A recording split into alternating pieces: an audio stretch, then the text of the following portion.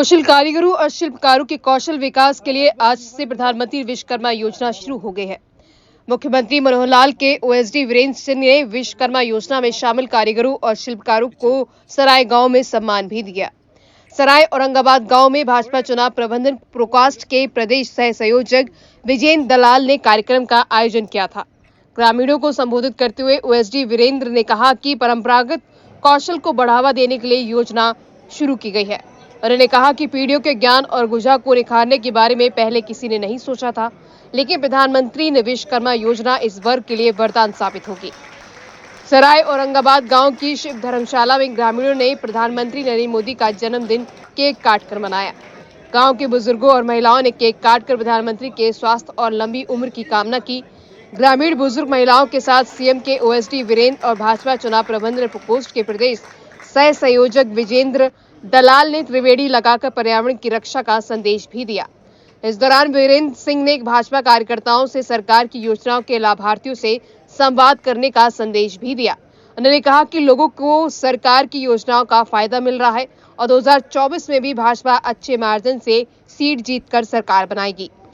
मुख्यमंत्री के ओएसडी वीरेंद्र सिंह को चुनावों के मद्देनजर फीडबैक और आउटरीच कोऑर्डिनेटर की जिम्मेदारी भी मिली हुई है, जिसके तहत वो लोकसभा क्षेत्रों में जाकर लोगों से संवाद कर रहे हैं और सरकार की योजनाओं को धरातल पर किस तरह लागू किया जा रहा है और क्या उसका असर है, इसकी पूरी रिपोर्ट भी तैयार कर रहे हैं।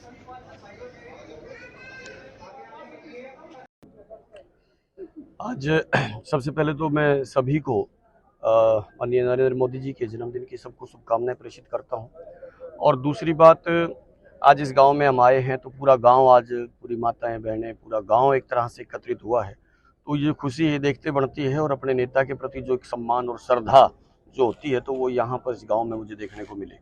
और पूरा गांव, माताएं बहनें बच्चे यहाँ पर उपस्थित हैं और स्वप्रेरणा से हैं। मतलब यहाँ जो ये हमारी माएँ हैं, तो हमने जो यहाँ वृक्ष लगा करके जन्मदिन मनाने की एक परंपरा है हमारे समाज में, तो उसको भी किया, एक त्रिवेणी लगा करके यहाँ वो किया है, उनका जन्मदिन मनाया गया है। अंदर केक भी काटे गए हैं, लड्डू भी बांटे गए हैं। यहाँ अच्छा कार्यक्रम इन लोगों ने किया है। और इसका एक दृश्य दिखता है कि एक लोकप्रिय प्रधानमंत्री, एक गाँव के आम आदमी भी उसके प्रति जो श्रद्धा व्यक्त करते हैं, तो वो उनको अपने जैसा दिखता है। लोग, अभी मैं एक छोटा सा एग्जांपल देता हूँ कि जब कोई अच्छी हिट फिल्म होती है, तो जो देखने वाला है वो हीरो को जो है ना अपने आप में उसको महसूस करता है। तो आज प्रधानमंत्री जब बोलते हैं तो ऐसा फील होता है कि मैं बोलता हूँ। जब प्रधानमंत्री चलते हैं तो मैं चलता हूँ। प्रधानमंत्री का चेहरा मोहरा, यानी हर चीज को लोग उसको देखते हैं। तो आज प्रधानमंत्री ने पूरे विश्व के अंदर जो भारत की साख बढ़ाई है, तो इसका जो ऋण है, वास्तव में हम सबको ऐसा लगता है कि यार मजा आ गया। तो जीवन में ऐसे प्रधानमंत्री को हम देख रहे हैं, ये सौभाग्यशाली हैं। और भी अनेक प्रधानमंत्री आए होंगे इसमें, लाल बहादुर शास्त्री जैसे, हम उनको तो नहीं देख पाए, लेकिन ऐसा एक युग पुरुष जो एक आज पूरे विश्व के अंदर किस प्रकार से भारत की ख्याति बढ़ाई है, तो ऐसे उनके जन्मदिन पर हम सबको बधाई देते हैं, हम सब बधाई देते हैं। और उन्होंने एक योजना का जो लॉन्च किया है, इससे समझ में आता है कि देश का कोई भी वर्ग अगर पिछड़ा, जैसे मैं यहाँ माताएं बहनें हैं, उनसे बोल रहा था कि हमारे 3-4 भाई होते हैं, तो उनके मन में ये फील होता है कि ले भाई 4-5 बराबरी कर दिए। उनके सपना होता है कि मैं अपने 4-5 बच्चों को मैं बराबरी कर दूं। तो आज देश का प्रधानमंत्री वो चाहता नहीं कि जो अंत्योदय, जो लास्ट लाइन में खड़ा है, वो उसको भी बराबरी लाइन में लाने के लिए प्रयास करता है। तो घर का जो मुखिया है, इसका ये फर्ज बनता है।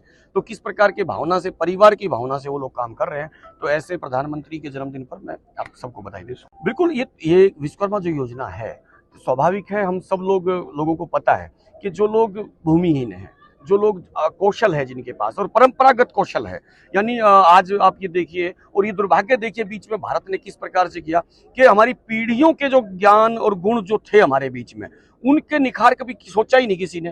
तो आज ये है कि वो लोग अपने क्षेत्र का, मैं आपको छोटा सा एग्जांपल बताता हूँ। ये हमारे पास के गांव में कुम्हार जाति के कुछ लोग थे, वो बोले भाई साहब बिजनेस करना है, क्या धंधा करें, कुछ काम ही नहीं मिलता, ऐसे वो बात कर रहे थे। मैं कहा यार एक बात बताओ, आप तो, हम तो और हमारे खेत, तो उनका 1 एकड़ जमीन भी है, तो हमारे खेत के साथ में खेत अच्छा लगता हूँ। तो उसने कहा कि करे क्या? मैंने कहा कि यार करो ना, बर्तन बनाने का काम करो। और बर्तन बनाने का जो खून में है हमारे, मैं किसान के घर में पैदा हूँ, खेती करनी चाहिए ना। और खेती हमारे खून में है, सीखने की आवश्यकता नहीं होती, कई पीढ़ियों से खेती रगों में बसी है। तो इसलिए उसने आज, अगर आप सेवली गांव है उसका नाम, गांव का नाम, और उसका राजेंद्र नाम है, आप जाइए कभी उस गांव में, उन्होंने बर्तन बनाने का एक नया प्रयोग शुरू किया।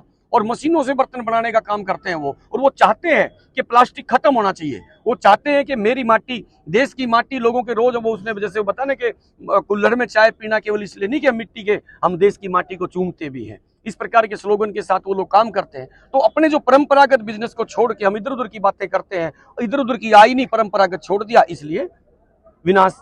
तो ऐसे प्रधानमंत्री जी ने जो ये सोच की है, ऐसे जो वर्ग, जो ये जो कौशल वाला जो वर्ग है, सर्विस सेक्टर जो है, ये उनको एक वरदान साबित होगी आज की योजना।